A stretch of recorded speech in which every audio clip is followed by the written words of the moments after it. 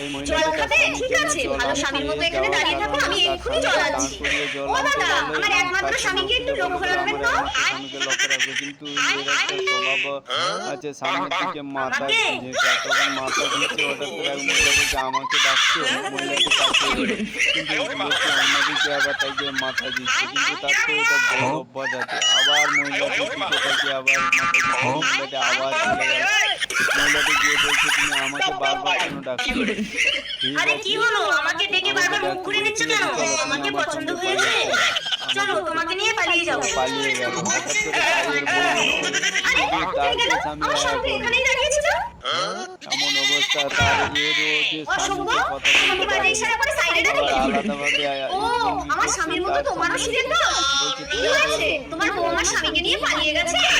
তোমার বউয়ের কাছে ফোন আছে? নাম্বারটা বলো তো। হ্যাঁ